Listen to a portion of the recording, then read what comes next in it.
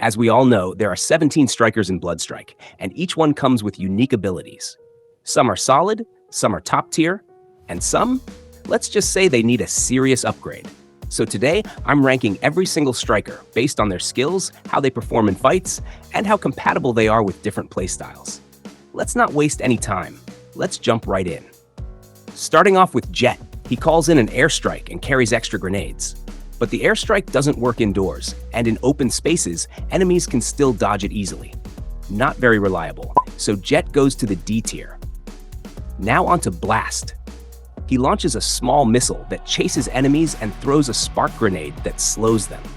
But the missile struggles to hit moving targets, and the spark damage area is way too small. Another one for the D tier. Let's move to Jack. He sets a scare box that knocks enemies back and uses a dance that heals and gives damage resistance.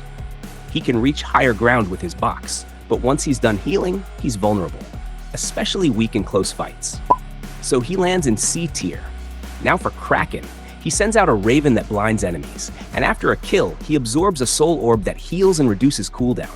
But the raven only flies straight, won't help if enemies are behind cover or above. And after the recent update, fewer ravens spawn. Still, the soul heal is solid.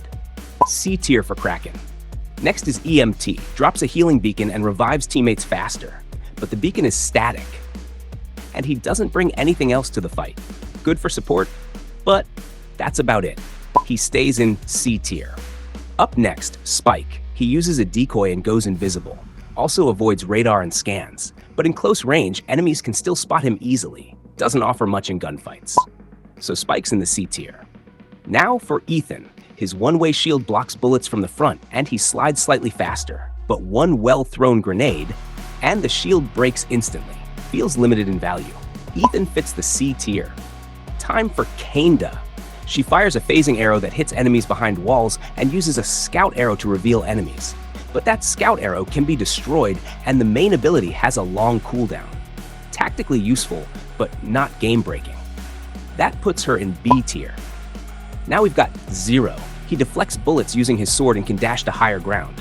Great for snipers or campers. But shoot his legs, and he's done for. Good in the right hands. B tier for Zero. Let's talk about Nacho. Summons a wall of fire that blinds enemies, even behind cover, and detects low HP enemies nearby. His vision control is strong, but his impact in gunplay is minimal. So Nacho stays in the B tier. Now it's Ran. She builds an ice wall for cover and boosts shield regen. The wall is durable and can be placed anywhere, but aside from that, she doesn't offer much. Still, decent in support roles. Ran sits in the B tier.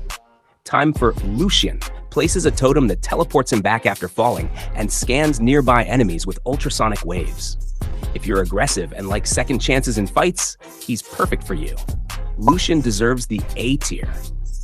Now onto Volt. After knocking someone, he moves and reloads faster, and when fully charged, he can block other strikers from using their abilities. In close-range fights, that's a huge advantage.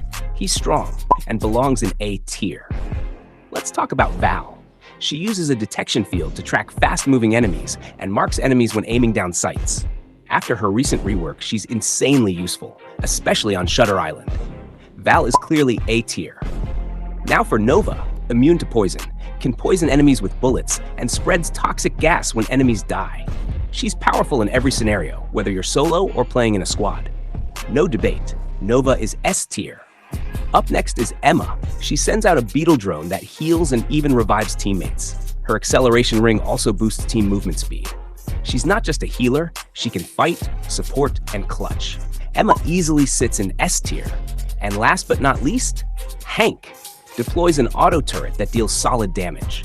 As he levels up, the turret gets even better. He boosts SMG and shotgun damage in CQB and can mount the turret on vehicles for mobile destruction. He's versatile and deadly. Hank is without question. So there you have it, all 17 strikers ranked based on what they truly offer. Let me know in the comments who's your go-to striker and why. This is Realistic, signing off from NoobNation. Peace.